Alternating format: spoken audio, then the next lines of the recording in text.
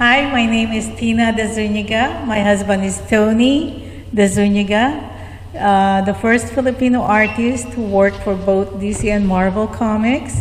And I'm here at the Filipino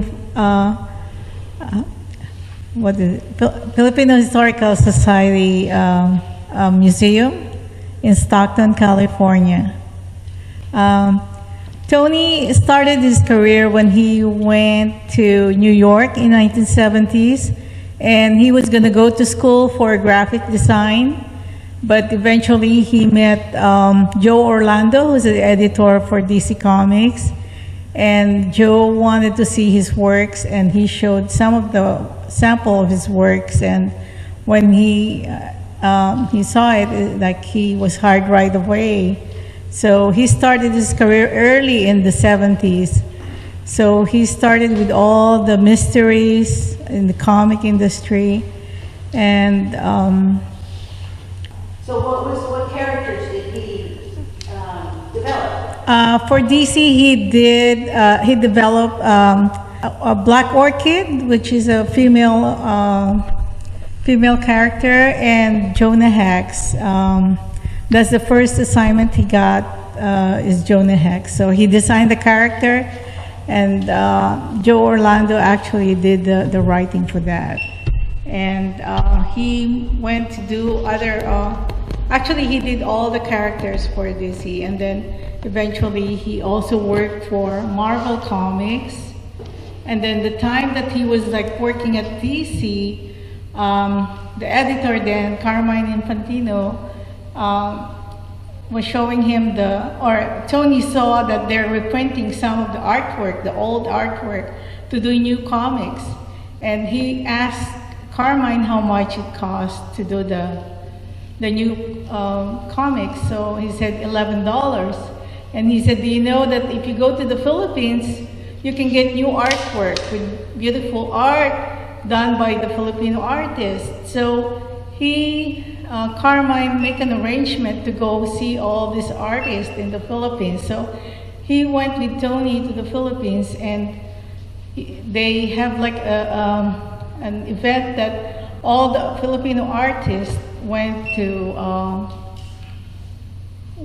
show their works, and Carmine was so impressed, and he put up like an office with Tony managing the whole thing. And they're doing new works in the Philippines for the comic industry. So, but eventually Marvel also came in and asked Tony to do the same thing. So he was working on both Marvel and DC with all these Filipino artists. And that time also in the Philippines, the artists, the comic book artists, they don't work anymore because there was a shortage of papers. And so everybody was so happy having that. And eventually, most of these Filipino artists in the Philippines, they came to America to work here. Okay. Let's go ahead. Okay, let me show you. Oh, this is an artwork that Tony did in the Philippines way back. He was like, he did Fernando Poe Jr. is a well-known movie star. He's like a hero in the Philippines. And he's an action movie star. So he did most of the posters for this guy. This is Jonah Hex, which he developed for DC in the 70s.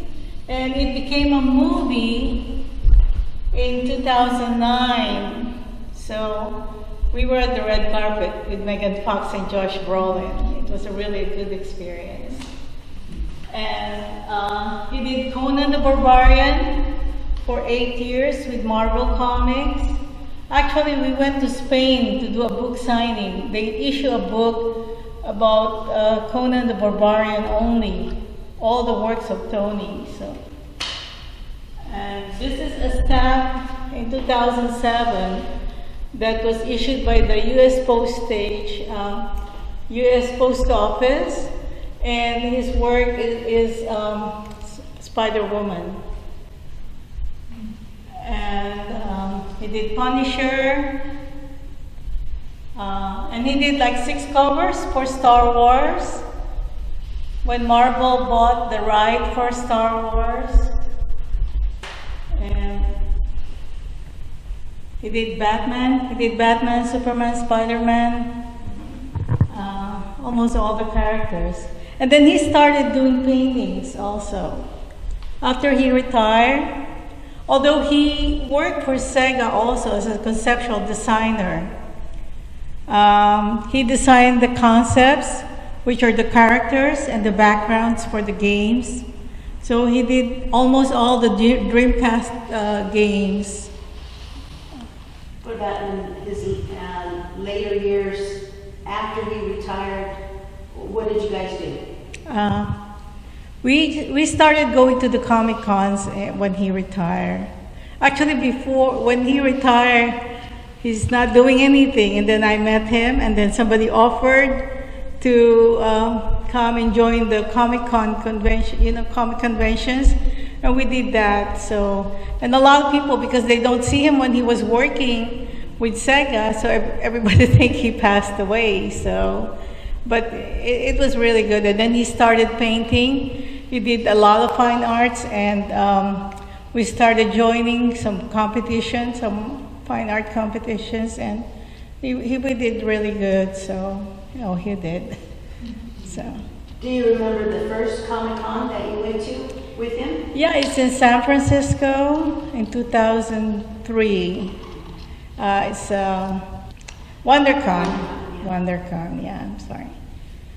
We started going WonderCon, and it was really good.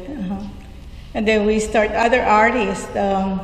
We have Ernie Chan, which is another Filipino artist, and Alex Nino. So we invited them also to join us to be in one group. So everywhere we go, and it's really nice because we have that opportunity to go travel, and everything's paid for. And it's really nice because how people treat you. And when we went to Spain, actually, when we went to Spain, everything is first class, and these people, we don't understand what they're talking about. And then when my friend came in, he goes like, yeah, they were saying like it's like a dream for them to see Tony right in front of them, because they wouldn't believe that Tony would be coming to Spain to do their signing or get their artwork. So it's a really good experience.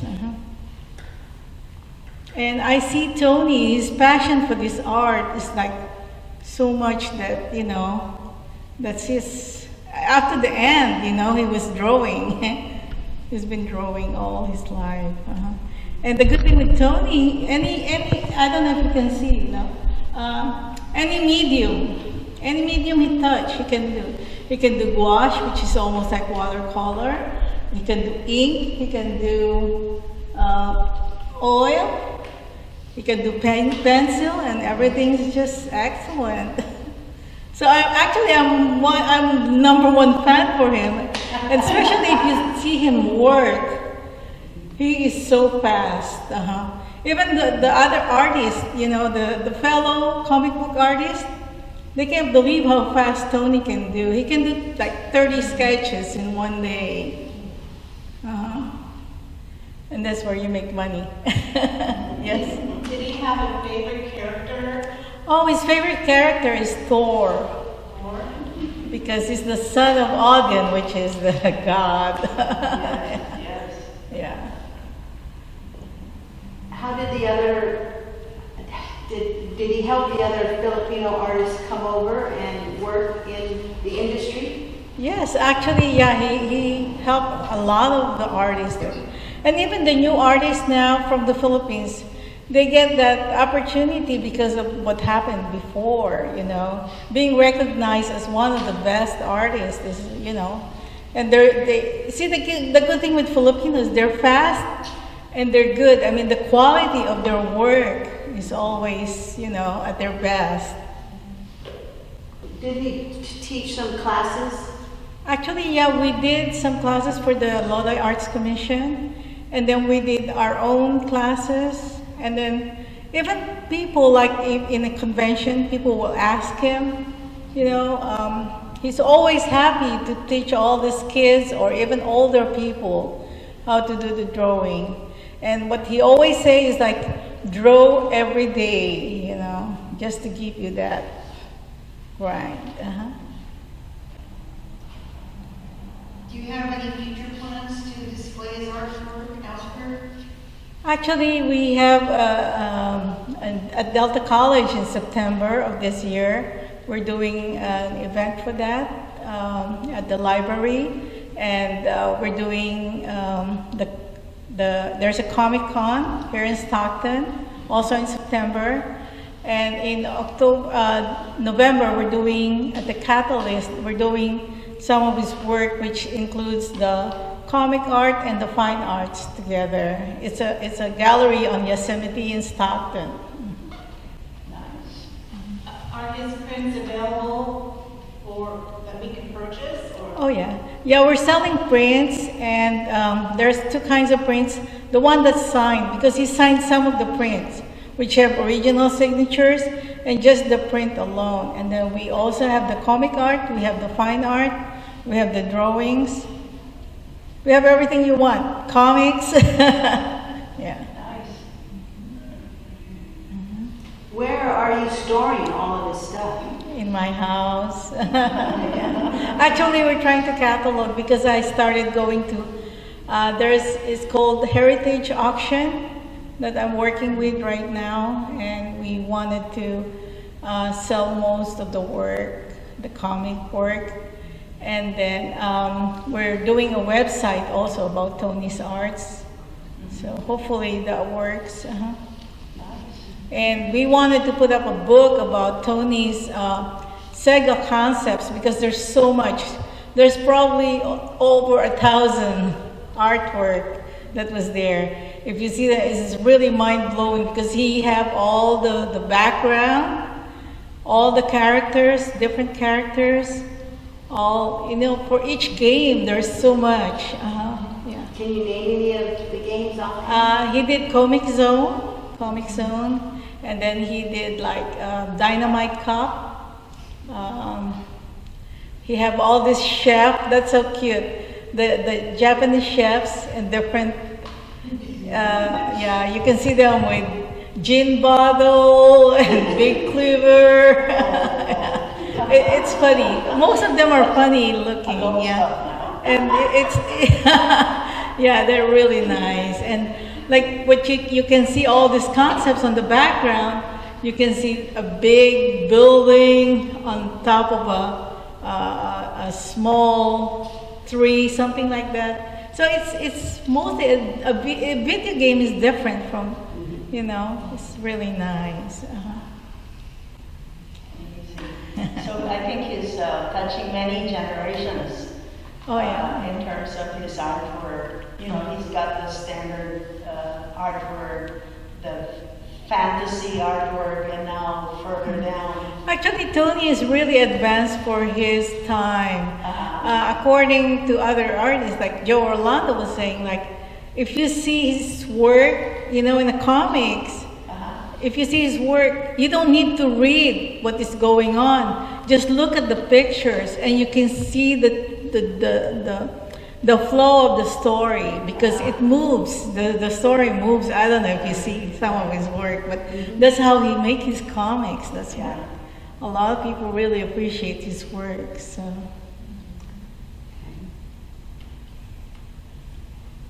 And during the comic, like if you go to the comic conventions, when he talked to people, you can see his passion is really there. And like helping all these new artists, he would be willing to give them all the pointers that, you know. And he can even talk for an hour just to, you know. Yeah, so. So in the Philippines, there's a commission that really keeps the history of all they call them the purveyors of any kind of art in the Philippines. Has he ever been considered for that? If not, there's work to be done. Yeah, we wanted to do it before he passed away, but eventually, a lot of people are talking to us about it, but eventually, you know, before they said comic comic art is different. It's a different criteria, or that it's not all a fine art thing. But now, since Conching became a national artist, so Yes. the comic industry is part of the art now. Yes. So yeah, he should. He really should, because he helped so many Filipinos at the time that Right. the Filipino artists were so distressed at the time because they don't work. Some of them are just janitors, or just doing nothing. So he came here and he's like a big hero for everybody, you know. Like some of them even came to America and make so much money. Right, Yeah. yeah. Mhm. He broke a lot of barriers. Right. during Actually, this time. Imelda Marcos and President Marcos at that time gave him an award for doing that, for bringing DC Comics to give work for Filipinos. So Tony was recognized then. Right, yeah. Yeah. Well, we can only look back to it now. It still moved the needle, so to speak, and inspiring, a lot of the next generation in the Philippines. And then materials are very expensive. I know that for a fact that, you really can't access a lot of these schools for artwork in the Philippines. You'll have to pay a whole lot of money. You buy it imported, and they don't manufacture them locally Right. until the Japanese art came out. So it was closer to sell some of these products, some of these pencils and all that, to the Philippines because it's in Asia.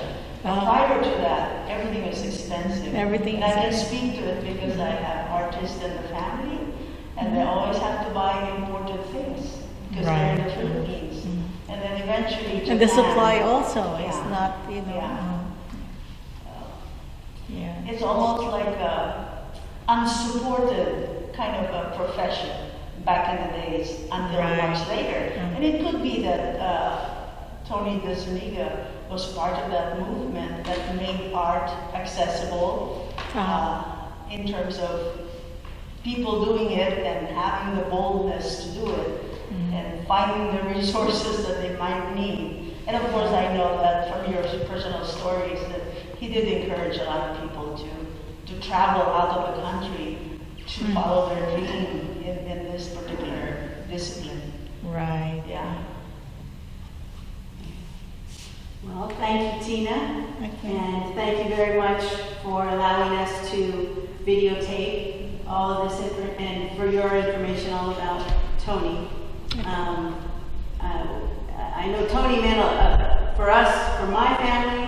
We would see him in the 1980s. We were going to the Comic Cons, San Jose, San Francisco, San Diego, and he was always very helpful. My cousin, who was trying to be an artist, he gave me pointers. Right. He did a sketch of me, so I that's had in my autograph book, and he was always, we would always go to him first because number one, he was Filipino, but then also because we knew how friendly he was, and he was always happy to see everybody. Right. So I'm glad that he passed through my life, and I'm glad that you are here and able to, pass this information on to everybody else. So, Thank you. thank you very much. Thank you very much. Yay. Sorry. No, this one.